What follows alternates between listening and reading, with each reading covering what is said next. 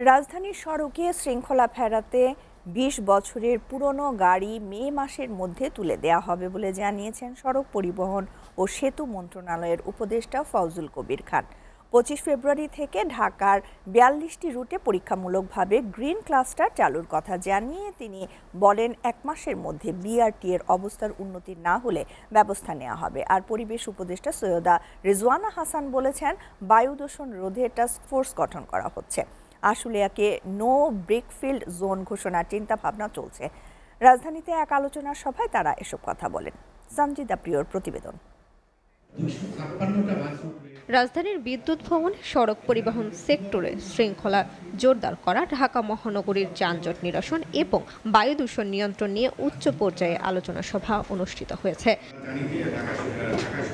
এতে সড়ক পরিবহন ও সেতু মন্ত্রণালয়ের উপদেষ্টা ফজলুল কবির খান, পরিবেশ উপদেষ্টা সৈয়দা রিজওয়ানা হাসান, প্রধান উপদেষ্টার বিশেষ সহকারী খোদা বক্স চৌধুরী, আইজিপি বাহারুল আলম সহ পরিবহন সেক্টরের মালিক শ্রমিক নেতারা অংশ নেন। সভা শেষে সড়ক পরিবহন সেক্টরের প্রতিনিধি বলেন, ব্যাংকিং সহায়তা পেলে ২০ বছরের পুরনো গাড়ির রাস্তা থেকে তুলে নতুন গাড়ি নামানো সম্ভব হবে। মালিকেরা একমত হয়েছে এবং গভর্নমেন্টের থেকে সুনির্দিষ্টভাবে বলেছে ব্যাংকিং সাপোর্ট দিয়ে খারাপ জিনিস চলে যেয়ে ভালো জিনিস আসা তো আমরা সবাই চাই। সরকারের এই প্রচেষ্টা যেন সফল হোক, ব্যাংক যেন এগিয়ে আসে, মালিকরা এই বিষয়ে দ্বিমত পোষণ করেনি। আমরা সবাই মিলে ভালো কিছু করার জন্য প্রতিশ্রুতিবদ্ধ। যানজট নিরসনে সবার সহযোগিতায় সম্মিলিত কার্যক্রম শুরুর প্রতিশ্রুতি নেওয়ার কথা জানান আইজিপি বাহারুল আলম। সহযোগিতা চাই যেন আমরা সম্মিলিতভাবে এই কিছুটা রিলিফ হলেও দিতে পারি। এটা দীর্ঘদিনের সমস্যা এবং এটা নিয়ে আলাপ আলোচনা হাজার হাজার ঘন্টা হয়েছে। তা আমরা এই জায়গাটাই চাই যে আমরা কতটুকু করতে পারি আমরা সবাই মিলে। তো সেই চেষ্টাটাই আমি মনে করি, আমি প্রতিশ্রুতি দিচ্ছি, এই চেষ্টাটাই আমরা আজকে করব।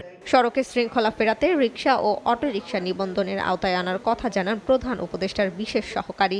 সপ্তাহখানেকের মধ্যেই এই চূড়ান্ত করে আমরা বিষয়টা কার্যক্ষেত্রে যেতে পারব। রিকশা এবং ব্যাটারিকে আমরা প্রথম নিবন্ধনের মধ্যে আনব, তারপরে হিসাব নিকাশ করে এটাকে নিয়ন্ত্রণ করা হবে।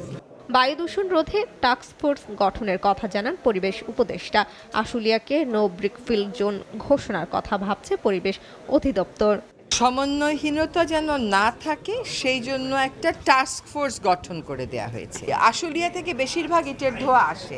আমরা এখন ভাবছি যে আশুলিয়াকে আমরা নো ব্রিকফিল্ড জোন ঘোষণা করব কিনা। সড়ক পরিবহন ও সেতু মন্ত্রণালয়ের উপদেষ্টা বলেন, গণপরিবহনে শৃঙ্খলা ফেরানোর উদ্যোগ নেওয়া হয়েছে। আগামী সপ্তাহ থেকে যানজটের স্থানগুলো চিহ্নিত করার কাজ শুরু হবে।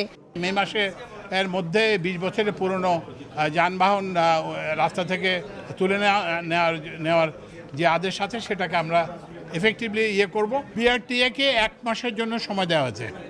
বিআরটিএ যদি এর মধ্যে যদি তাদের অবস্থার উন্নতি করতে না পারে, তাহলে বিআরটিএর বিরুদ্ধে ব্যবস্থা গ্রহণ করা হবে। যানজটের স্থানগুলো আমাদের ট্রাফিক পুলিশ এগুলো চিহ্নিত করবেন। সড়কে শৃঙ্খলা ফেরাতে যত্রতত্র পার্কিং করলে গাড়ি জব্দ করা হবে বলে জানান ফজলুল কবির খান।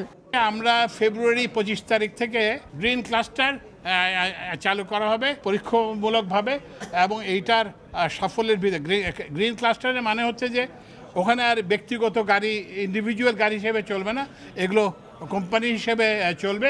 অনুমোদিত যদি কেউ পার্কিং করে তাহলে সেগুলোকে টো করে নিয়ে যাবেন, টো করে নিয়ে যেয়ে সেখানে তাদেরকে ব্যবস্থা করবেন। সঞ্জিদা প্রিয়, এসিটিভি, ঢাকা।